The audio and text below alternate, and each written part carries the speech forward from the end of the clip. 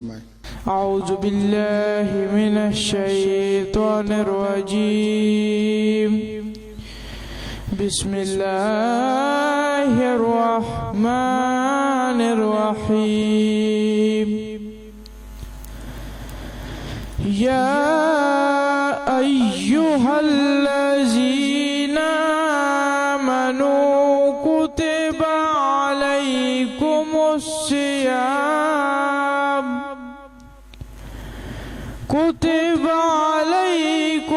الصيام كما كتب على الذين من قبلكم لعلكم تتقون.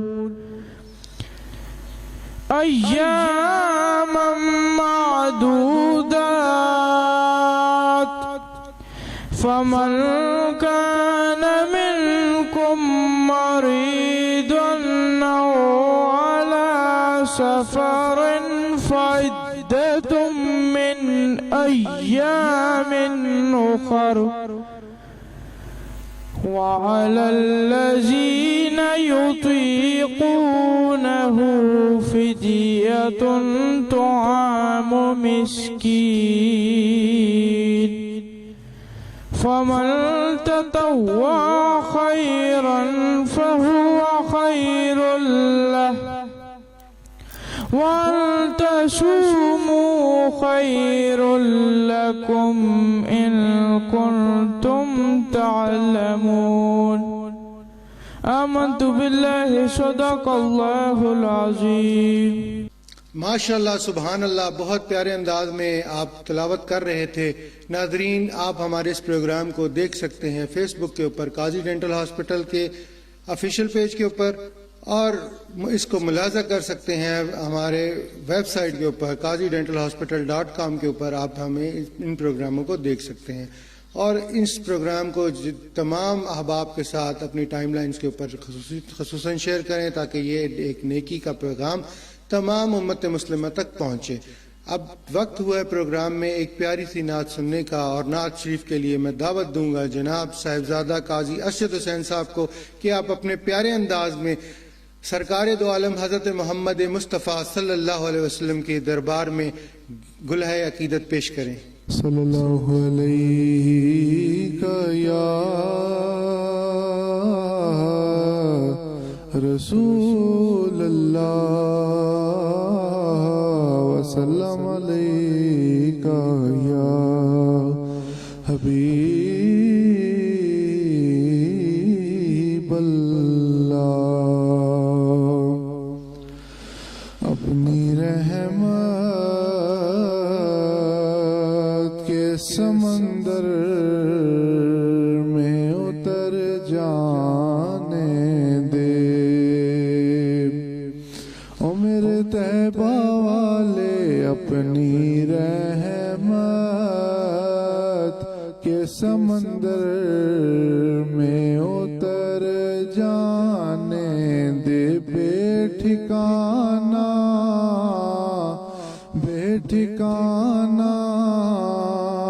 ہوں ازل سے، مجھے گھر جانے دے. اپنی رحمت اور سوئے بطحا لیے جاتی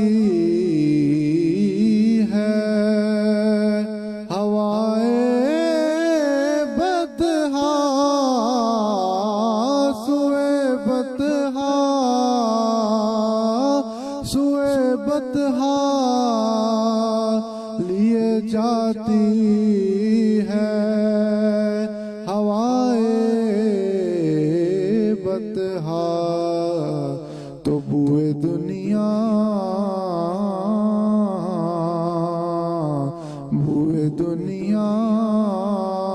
مجھے گمراہ نہ کر جانے دے. بے ٹھکانہ ہوں ازل سے، مجھے گھر جانے دے. اپنی رحمت، اور موت پر میری، موت پر میری شہیدوں کو بھی رشک آئے گا، موت پر میری، موت پر میری شہیدوں کو بھی رشک آئے گا، اپنے قدموں سے لپٹ کر مجھے مر جانے دے، آقا اپنے قدموں سے لپٹ کر مجھے مر جانے دے، بے ٹھکانہ ہوں ازل سے مجھے گھر جانے دے، اپنی رحمت کے سمندر میں اتر جانے دے۔ ماشاءاللہ بہت پیارے انداز میں آپ نعت شریف پیش کر رہے تھے۔ ناظرین، آج کا سوال ہم ڈاکٹر صاحب سے کریں گے کہ ڈاکٹر صاحب چوتھا روزہ ہے اور ہم چاہتے ہیں کہ اپنے ناظرین کو بتائیں کہ روزے کو کس طرح گزارنا چاہیے، بالخصوص ایک عام مسلمان کو کیا ایسے کام کرنے چاہیے روزے کی حالت میں، اپنے شب و روز وہ کیسے گزارے، اس کے اوپر آپ روشنی ڈال دیں۔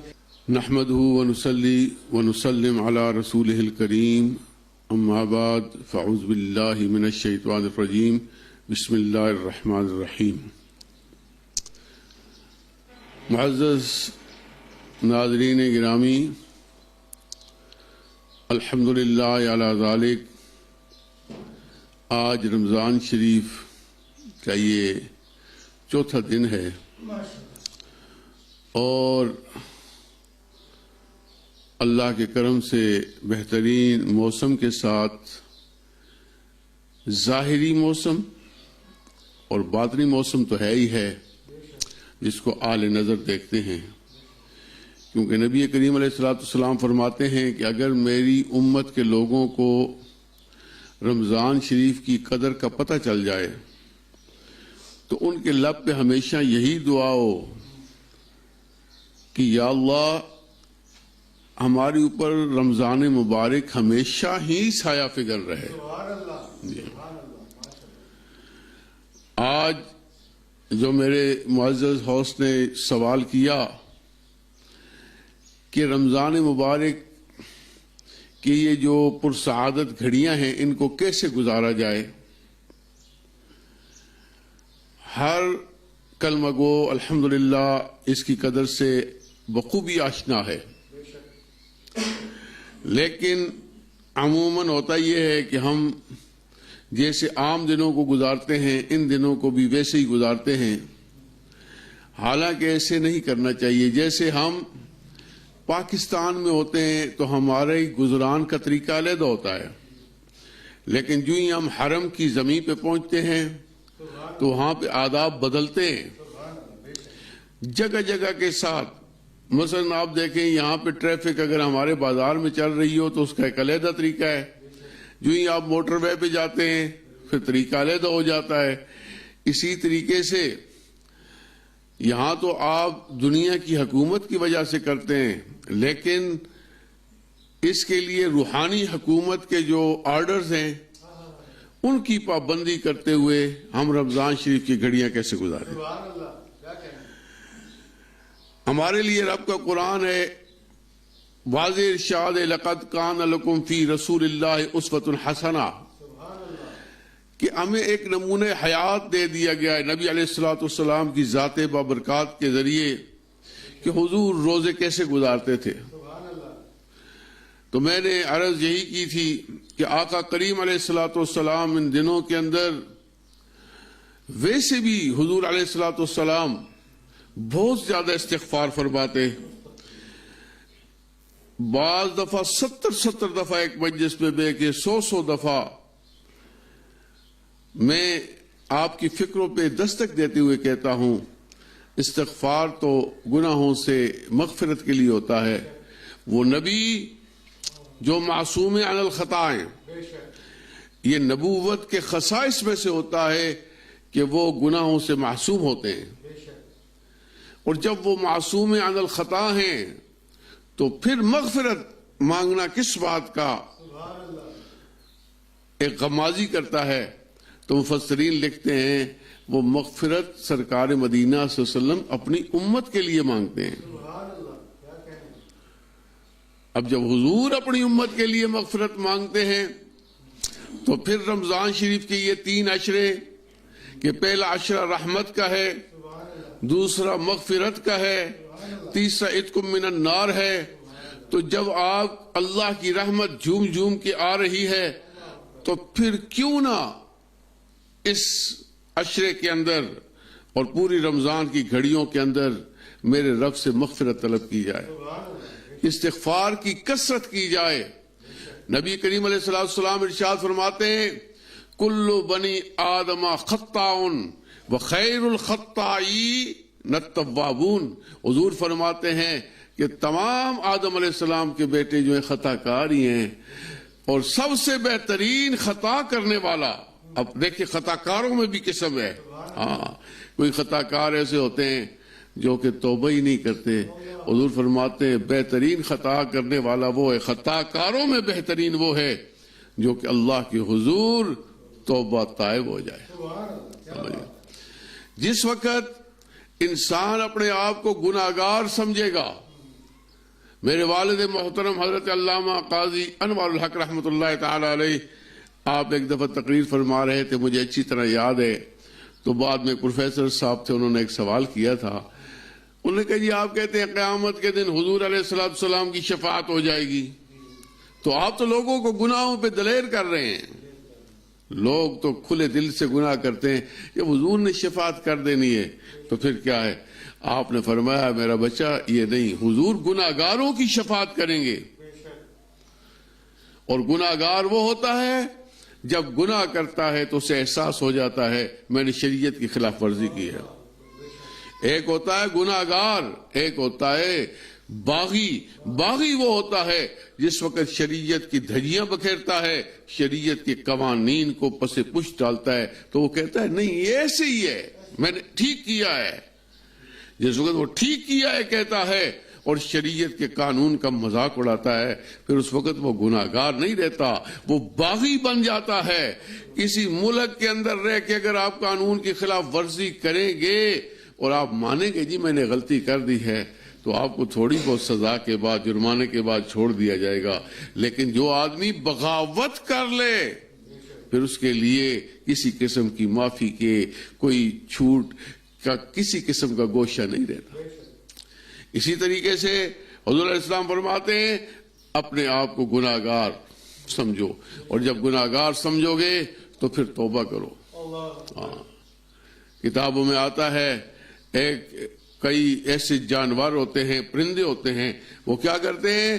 سانپ کھاتے ہیں، اور سانپ کی جب زہر ان کو چڑھتی ہے تو پھر حضرت علامہ ابن جوزی رحمۃ اللہ تعالی علیہ تو عجائب الحیوانات کے اندر لکھتے ہیں کہ پھر وہ آنکھوں سے آنسو بہاتا ہے، جب آنکھوں سے آنسو بہاتا ہے تمام زہر جتنا بھی اس سانپ کا ہوتا ہے وہ آنکھوں کے ذریعے نکل جاتا ہے۔ آپ وہاں سے سبق دیتے ہوئے فرماتے ہیں اے امت مصطفیہ کہ فرد اگر تجھے گناہوں کا زہر تیرے جسم میں رچ بس گیا ہے تو ایک ندامت کا آنسو بہا لے، جب وہ بہائے گا تو پھر اللہ کریم تیرے اس گناہوں کے زہر سے تیرے وجود کو آزادی نصیب فرمائے گا۔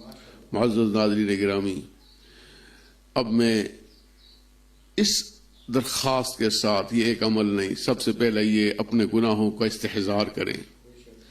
میں نے یہ گناہ کیے، میں نے یہ لوگوں کے حقوق غصب کیے۔ جب آپ کو گناہ کا استحضار ہو جائے گا، یاد رکھیں ایک آدمی ہے اگر مریض ہے ہیپاٹائٹس کا، اسے کہیں بھئی آپ ہیپاٹائٹس کے مریض ہیں، آپ کا ٹیسٹ سامنے آ گیا، وہ کہے نہیں جی میں نہیں ہوں۔ شوگر کا مریض ہے، اس کی شوگر ہائی ہو رہی ہو، اس کا بلڈ لیول بتا رہا ہو، پھر وہ کہے جی نہیں میں نہیں مریض ہوں، تو ایسا شخص کبھی صحت یاب نہیں ہو سکتا. یاد رکھیں جب تک اپنے گناہ کا احساس آپ کو نہیں ہوگا. سب سے بڑی بات جو ہوتی ہے وہ احساس کی ہوتی ہے, اور جب انسان کو احساس ہو جائے پھر اس کے اوپر اپنی صرف ایک آنسو ندامت کا بہائے. جناب حضرت شیس علیہ السلام پوچھتے ہیں جناب حضرت آدم علیہ السلام سے, ابا جی حضور کی امت کا, اس آخری نبی کی امت کا کیا درجہ ہے؟ جناب آدم علیہ السلام نے فرمایا, میرا بیٹا میں نے ایک لغزش ہوئی, یعنی جان کے نہیں, لغزش کہتے ہیں جیسے ایک آدمی کیچڑ پہ جا رہا ہو, اس کا ارادہ نہیں ہوتا پھسلنے کا, اچانک امبیلنس ہوا پھسل گیا, اس کو لغزش کہتے ہیں. فَأَزَلَّهُمُ الشَّيْطَانُ, اللہ کا قرآن کہتا ہے غلطی نہیں, ان کو شیطان نے پھسلا دیا, دھکا دیا, ان کے ارادے نہیں تھے اللہ کی نافرمانی کے. فرماتے ہیں جناب آدم علیہ السلام نے کہا, میرا بیٹا میں نے ایک لغزش کی, 200 سال میں آنسو بہاتا رہا, تب جا کے میری لغزش معاف ہوئی حضور کے صدقے. اور وہ نبی ایسا نبی ہوگا, اس کی امت 200 سال گناہ کرتی رہے, ایک ندامت کا آنسو اپنے گناہوں پہ بہا دے, اللہ کریم 200 سال کے گناہوں کو معاف فرما دے گا. جی اس واسطے الحمدللہ شکر اللہ کا کریں, اللہ نے حضور کی امت سے آپ کی نسبت کو جوڑا ہے.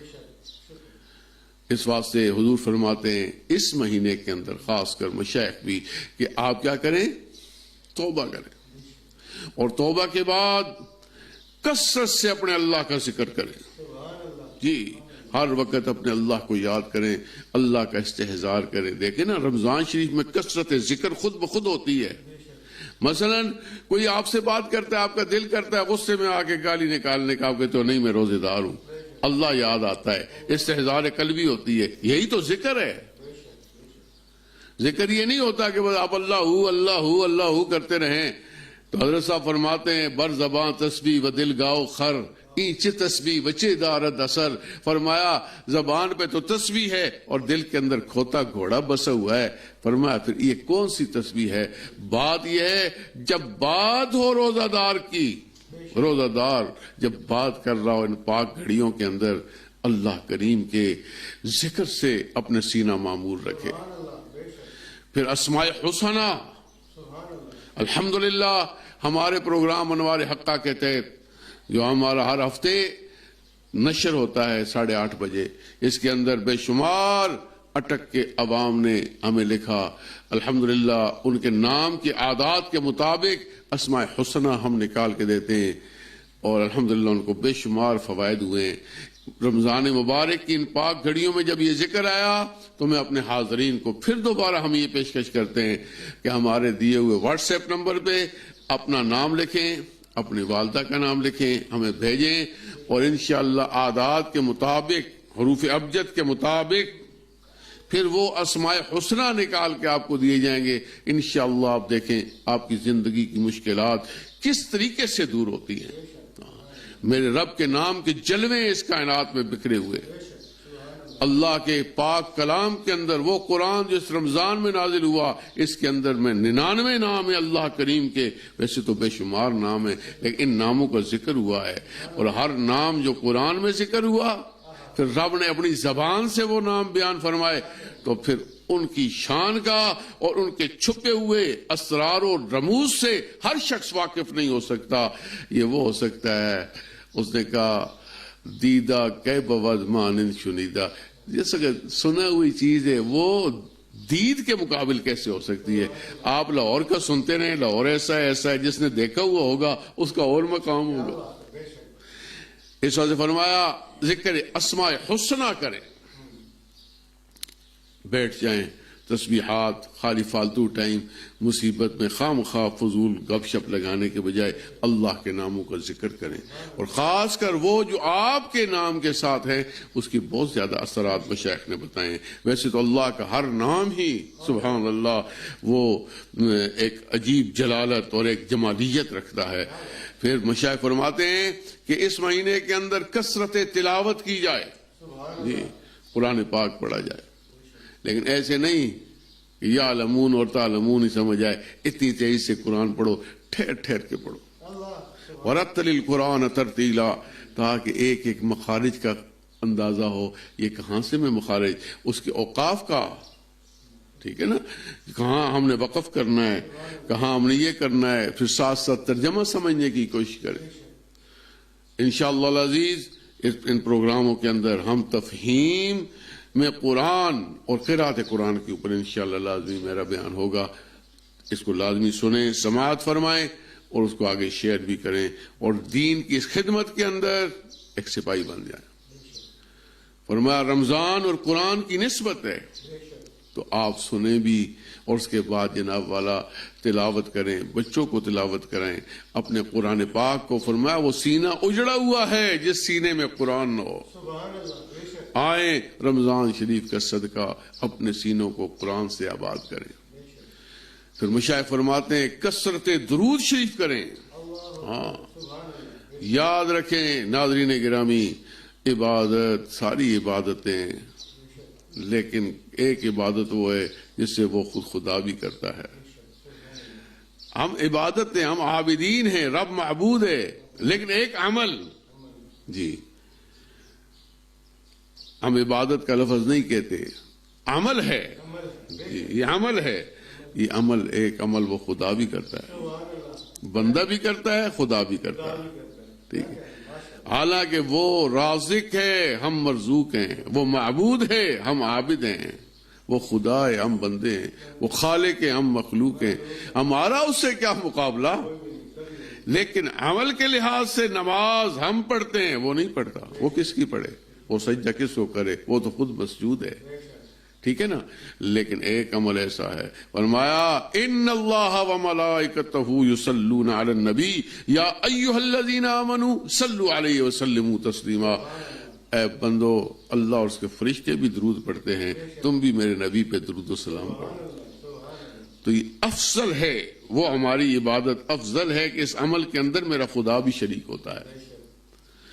اب آپ دیکھیں سب سے زیادہ اہم کام جو ہے صدقہ ہے اس مہینے کے اندر.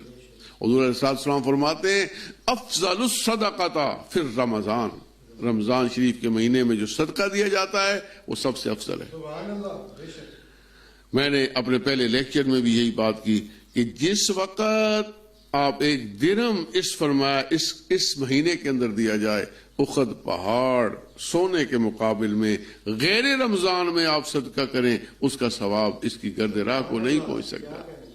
تو اس واسطے یہ ساری چیزیں دیکھیں، عموماً ہمارے مشائخ، ہمارے امت کے اکابرین زکوٰۃ اس مہینے کے اندر ادا کرتے ہیں. ٹھیک ہے نا، تقسیم کرتے ہیں، زکوٰۃ دی جاتی ہے. زکوٰۃ یہ مالی قربانی ہے، ٹھیک ہے، اور جانی زکوٰۃ جو ہوتی ہے وہ روزہ ہے. جب مالی اور جانی اکٹھی ہو جائیں تو پھر الحمدللہ نورن علی نور بنتا ہے.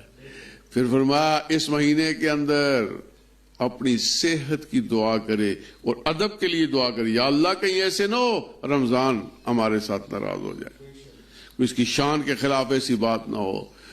اور دعا کریں اللہم سلم رمضان علی وسلمہ منی، میرے مولا ہم سے رمضان کو سلامت رکھ اور رمضان سے ہم کو سلامت رکھ. یہ نہ ہو کہ وہ ناراض ہو جائے اور وہ غضب ہمارے اوپر پڑ جائے. میرے مولا کریم نہ ہم سے اسے دکھ پہنچا، ٹھیک ہے، نہ ایسے ہو کہ وہ ناراض ہو جائے اور ہمارے سارے اعمال ضائع ہو جائیں. ناظرین گرامی، ایسے تو بہت سے اعمال ہیں، لیکن چند چیدہ آپ کو بتاتے ہیں. پھر افطار کرائیں اس ماہ مقدس کے اندر، کثرت سے کوشش کریں، ایک کھجوری ہو لازمی بانٹیں، بانٹنا سیکھیں. ہاں وہ ساڈا جناب والا وہ آدھوں دے پہاڑیا تھا تو وہ کہتا تھا آئیو تو کے گن کے آئیو تو ویسو تو دے کے ویسو. رمضان شریف کا مہینہ سخاوت سے کھاتا ہے، کہتا ہے 2 غریب بھی ہے، ایک کھجور تقسیم کر دیں نا، کوئی فرق نہیں پڑتا، تجھے بھی آئیں گی، آگے تقسیم کرو۔ تو حضور اپنی امت کو سخاوت کا سبق دیتے ہیں، سبحان اللہ۔ ہر بندہ سخی بن جائے، ایک کھجور، ایک پانی، اور کچھ نہیں ہے تو پانی لے کے کھڑا ہو جا۔ جب یہ کرے گا انشاءاللہ، پھر جو صاحب ثروت ہیں، ٹھیک ہے نا، جو آجر ہیں، اپنے مزدور کا خیال رکھیں، جو اس کے ادارے میں، جو ان کی جگہ پہ مزدوری کر رہے ہیں، خیال رکھیں اگر وہ روزے سے ہے تو اس کے اوپر مشقت کو کم کریں، صرف یہ سوچ کے کہ یہ مبارک مہینہ ہے، اب یہ میری مزدوری کے ساتھ اب رمضان کی مزدوری بھی کر رہا ہے، یہ سوچ کے کریں یہ رمضان شریف کی مزدوری میں ہے، انشاءاللہ آپ دیکھیں گے رب کائنات فرماتے ہیں اس کا بہت زیادہ اجر ہے۔ پھر بعض لوگ ایسے ہوتے ہیں سحری نہیں کرتے، حضور اسلام فرماتے ہیں تسحروا، لازمی سحری کیا کرو۔ اب حضور جس جگہ ارشاد فرما دیں اس کی حکمتوں کا کون اندازہ کر سکتا ہے؟ آپ ان کی حکمتوں کا اندازہ نہیں کر سکتے۔ اٹھیں، کم از کم جناب وضو کر لیں، بجائے کھانے پینے کے لگنے کے تھوڑا سا ٹائم ہو، 2 رکعت نماز نفل پڑھ لیں۔ اور کل جب روز قیامت تہجد گار، تہجد گزار اس امت کے جس وقت آئیں گے، یاد رکھنا ہمارے اوپر نمازیں فرض ہیں، لیکن حضور کے اوپر تہجد بھی فرض، ہمارے اوپر نوافل ہیں، ہم نہ پڑھے گناہ نہیں، لیکن یاد رکھیں ولی تہجد کے بغیر نہیں بنتا، اور میرا نبی چاہتے ہیں میری امت کا گناہگار سے گناہگار بھی قیامت کے دن ولیوں کی صف میں کھڑا ہو، اور اس میں یہی ہوتا ہے، فرمایا کہ تہجد کے لیے آپ کھڑے ہو جائیں قیامت کے دن، جس وقت باری آئے گی آؤ مصطفیٰ کی امت کے تہجد گزارو، اس میں گناہگاروں کا بھی نام آ جائے گا۔ اور مجھے یہاں سے واقعہ یاد آیا نا جناب بھٹ صاحب فرماتے ہیں کہ وہ بڑھیا سوت کی اٹی لے کے نکل آئی تھی جناب یوسف علیہ السلام کی خریداری کے لیے، تو کسی پوچھنے والے نے پوچھا تھا اے بڑھیا تمہیں نہیں پتا یوسف اتنا حسین و جمیل ہے، اس کی تو حسن کے چرچے ہیں، بڑے بڑے وزراء کبراء اس کو خریدنے کے لیے آئے ہوئے ہیں، اور تو ایک سوت کی اٹی اٹھا کے آئی ہے اس کو خریدنے کے لیے۔ تو بڑھیا نے اپنی وجدانی کیفیت سے ایک بات کی تھی جو امت کے لیے مشعل راہ ہے، اس نے کہا تھا اے سوال کرنے والے تو صحیح کہتا ہے، میں یوسف کو خرید تو نہیں سکتی، لیکن اس کے خریداروں میں نام لکھوانے کے لیے یہ سود کی اٹی لائی ہوں کہ کل روز قیامت جب رب فرمائے گا آؤ یوسف کے خریداروں تمہیں جنت لے جاؤں، درمیان میں میرا نام بھی آ جائے۔ اس واسطے ہماری ٹوٹی پھوٹی عبادات، اللہ کریم کون اٹھتا ہے سحری کے وقت؟ آج آپ کو اٹھایا جا رہا ہے، فرمایا او میری امت کے لوگوں تسحروا، سبحان اللہ، حضور کو اپنی امت سے کتنا پیار ہے، میرا کوئی امتی بھوکا نہ سو جائے، حضور اپنی امت کا خیال فرما رہے، سبحان اللہ سبحان اللہ۔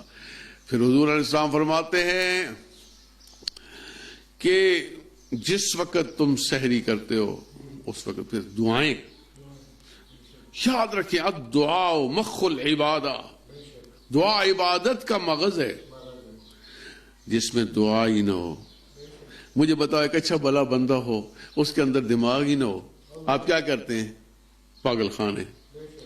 آپ نہیں، آنکھیں بڑی خوبصورت ہیں، چہرہ بڑا خوبصورت ہے، قد بڑا اونچا ہے، بڑا حسین و جمیل ہے، اگلا کہے گا بابا ہے تو پاگل ہے، دماغ نہیں ہے، اس کا مغز نہیں ہے۔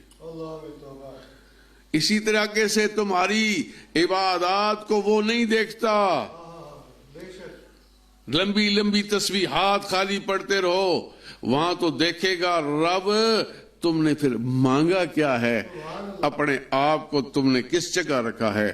جس وقت رب کی تسبیحات کرو، اسی واسطے جب اسماء حسنہ کی ہم اسے کسی بھی اپنے پوچھنے والے کو دیتے ہیں تو یہ نہیں ہوتا اگر یا عزیز پڑھ رہا ہے تو کم از کم سوچے یہ نہیں کہ یا عزیز ہی خالی پڑھے، نہیں، اس سے یہ پڑھے کہ عزت دینے والے میں تیری عزت و جلال سے خیرات مانگتا ہوں، مجھے دنیا کے اندر ذلیل نہ کرنا۔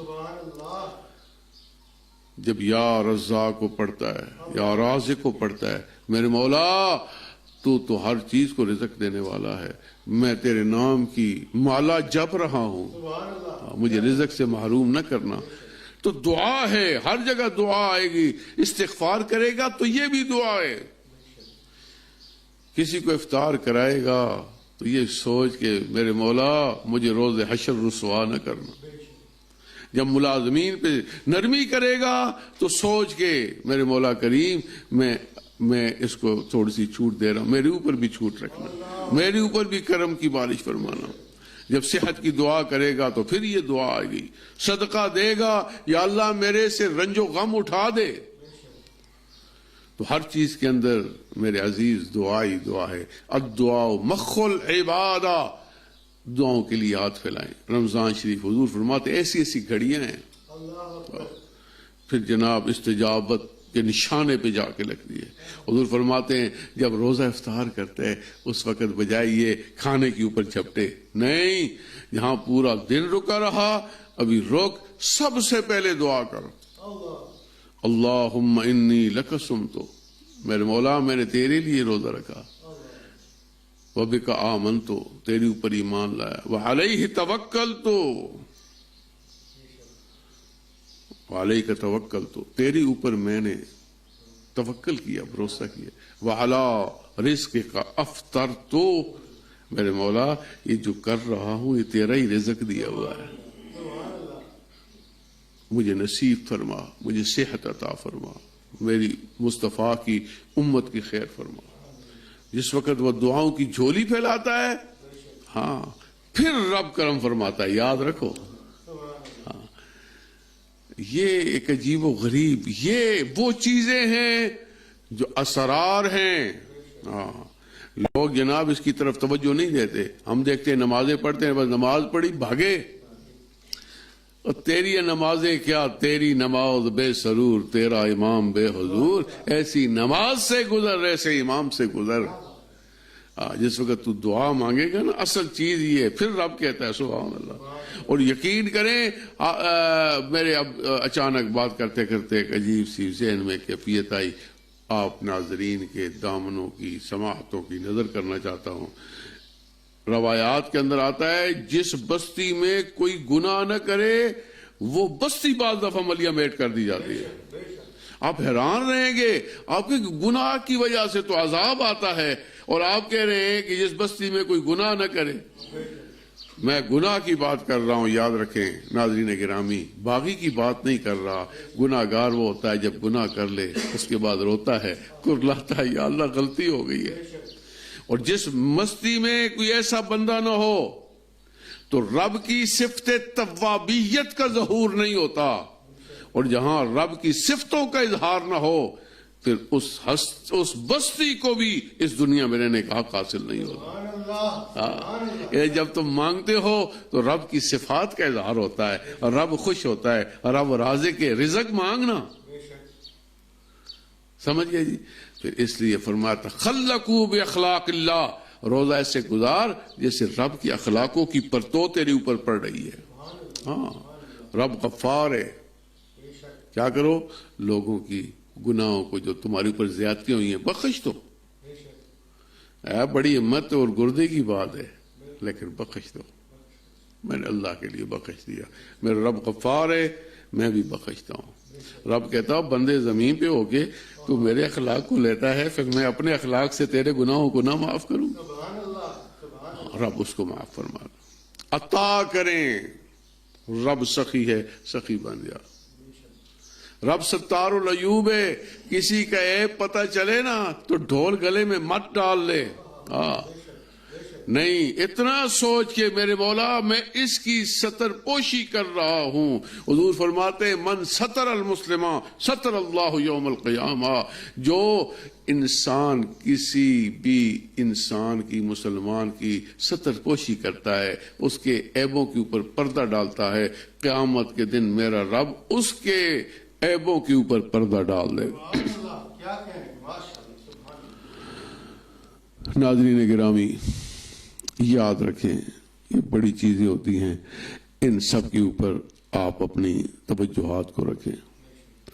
اللہ قہار ہے، جبار ہے، اس کو کیسے کریں؟ فرمایا جبار سختی، یہ نہیں ہے کہ شریعت کا موقع ہے زنانی آخری ہے جی خیر ہے، بچے کہتے ہیں ٹھیک ہے، اس وقت پھر جباریت کا اظہار ہو نہ، بچے ناراض ہوتے ہیں ہو جائے، میرا رب ناراض نہ ہو، بیوی ناراض ہوتی ہو جائے، وہ محبوب خدا ناراض نہ ہو۔ جس وقت آپ یہ رکھیں گے تو اس کو کہا جاتا ہے تخلقوا باخلاق اللہ۔ ہاں جی، آپ نے اللہ کے اخلاق سے اپنے آپ کو مزین کیا جی۔ یہی وجہ ہے نا بابا، روزے روزے میں فرق ہوتا ہے۔ ہاں، میرے تیرے جیسا روزہ کیا ہوگا؟ حضرت فرماتے ہیں صوم العوام کف البطن والفرج عن قضاء الشہوات۔ عامی بندے کا کیا روزہ ہے؟ ٹیڈیاں روک کے دا، اپنی شرمگاہ کو روک لی، اس کو کہتے ہیں ہم یہ روزہ ہے۔ فرمایا صوم الخواص، ان خاصا نہ روزہ ویک، ہاں، کف النظر واللسان والید والرجل والسمع سائر الجوارح عن الاسام۔ فرمایا ہر چیز، اچھا نبی روزہ رکھ کے دا، کان نبی روزہ رکھ کے دا، زبان نبی روزہ رکھ کے دا، ہاتھ نبی روزہ رکھ کے دا، پیرا نبی روزہ رکھ کے دا۔ پھر یہ وہ روزے جب رکھتا ہے تو پھر نورانیت کی فضاؤں کے اندر وہ لپیٹا جاتا ہے۔ پھر صوم اخص الخواص، جو خاصوں تبھی خاص ہونے، یہ ایک عجیب رمزوں کی باتیں ہیں، یہ عامیوں کی باتیں نہیں ہیں بابا، یہ خاص باتیں ہیں۔ پھر وہ جو ہوتے ہیں خاص الخاص، پھر وہ کہتے ہیں ما سوى اللہ، اللہ کے سوا آج ہر چیز سے کنارہ ہے۔ وہ جو بات کرتے ہیں وہ کہتے ہیں میرے مولا تو ہی تو ہے، تیری رضا کے بغیر، اس کی رضا کے بغیر۔ فرماتے ہیں ایک بزرگ تھے، انہوں نے اپنے کسی دوسرے دوست کے لیے کوئی تحفہ بھیجا، تو آپ کی پاس ایک کھیر کا پیالہ تھا، تو اپنے مرید کو دیتے ہیں، کہتے ہیں جاؤ، وہ میرا دوست ہے اس کنارے پہ بیٹھا ہوا ہے، اس کو بولو، اسے کہو یہ تحفہ اس کی طرف سے آیا ہے جو پوری زندگی اپنی عورت کے پاس نہیں گیا۔ وہ بندہ بڑا حیران، اس نے کہا حضرت صاحب کتنے بچے ہیں، یہ عورت کے پاس نہیں گیا تو بچے کدھر سے آئے؟ جب وہاں کنارے پہ پہنچا، اسی کشمکش کے اندر مبتلا ہے وہ اللہ کا ولی، جب اس نے کہا یہ پیغام دیا تو حضرت صاحب نے اس کو کھولا، بڑے شوق سے تناول فرمایا۔ کھانا کھانے کے بعد انہوں نے کہا اسے بہت بہت شکریہ ادا کرنا اور کہنا وہ شخص سلام دے رہا ہے جس نے آج تک ایک لقمہ نہیں کھایا۔ اس کے سوال کا بھی جواب ہو رہا ہے۔ اب یہ پریشانی کے عالم میں حضرت صاحب پورے سامنے میری پلیٹ کھا گئے اور کہتے ہیں کہ ایک لقمہ جس نے نہیں کھایا گیا۔ اسی پریشانی کی حالت میں جب سامنے گیا تو حضرت صاحب نے کہا کیوں پریشان ہے؟ اس نے کہا حضور آپ نے یہ کہا، انہوں نے یہ کہا، میں تو پریشان ہوں، میں اور کیا کروں؟ آپ نے فرمایا سن، پھر پریشان نہ ہو، یقین کر میں اپنی عورت کے پاس کبھی شہوت کے لیے نہیں گیا، صرف اللہ اور اس کے رسول کے حکم کے تحت گیا ہوں۔ اور ان بزرگوں نے جو کہا، انہوں نے کبھی اپنی پیٹ کی شہوت کے لیے نہیں کھایا، صرف اتنا کھایا ہے کہ اللہ اور اس کے رسول کا حکم ہے ان لجسدک علیک کا، اتنا کھا تیری کمر سیدھی رہے۔ تو دونوں کی باتیں تو بابا اپنی اپنی جگہ سچ ہیں، اس واسطے ان کے مدارج علیحدہ ہوتے ہیں۔ عامی بندہ تجلی آفتاب سے غروب آفتاب تک روزہ رکھتا ہے، اور جو ایسے لوگ ہوتے ہیں ان کا روزہ شروع جمال خدا سے ہوتا ہے، جمال خدا سے ان کا روزہ شروع ہوتا ہے اور ختم ہوتا ہے اللہ کے دیدار پہ، ان کا روزہ جا کے ختم ہوتا ہے۔ اس واسطے ان چیزوں کا احساس کریں، اللہ کی رضا کے لیے ہر کام کریں۔ جس وقت اللہ کی رضا ہوگی تو انشاءاللہ العزیز آپ کے اندر ایک کیفیت پیدا ہونی چاہیے، گزرنے کا احساس ہونا چاہیے۔ جیسے امتحان آ جاتا ہے نا میرا جان، تو پھر اس وقت کیا کرتا ہے انسان، کہتا ہے اوہ ٹائم بڑا لگ رہا ہے، ٹائم بڑا زیادہ ہو رہا ہے، تو اس کا گزرنے کا احساس ہونا چاہیے۔ ایک ایک لمحہ پتہ نہیں گزر گیا ہے، میں نے کیسا گزارنا ہے۔ جب گھڑیاں گزرنے کا ایسا، غافل تجھے گھڑیال یہ دیتا ہے منادی، گردون تیری عمر کی ایک اور گھٹا دی۔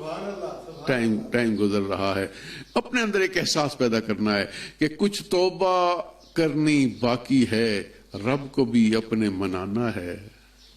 کچھ توبہ کرنی باقی ہے، رب کو بھی اپنے منانا ہے، جنت کا سودا کرنا ہے، دوزخ سے خود کو بچانا ہے۔ جو لوگ کہ اجڑے بیٹھے ہیں، کوشش سے ان کو بسانا ہے۔ خزاں رسیدہ آنگن میں خوشیوں کا دیپ جلانا ہے۔ اے ماہ رمضان آہستہ چل، اے ماہ رمضان آہستہ چل، اے ماہ رمضان آہستہ چل، اے ماہ رمضان آہستہ چل، ابھی کافی قرض چکانا ہے۔ میرے مولا رمضان کی ایک ایک گھڑی سے کما حقو فائدہ اٹھانے کی توفیق عطا فرمائے۔ وما علینا الا البلاغ المبین۔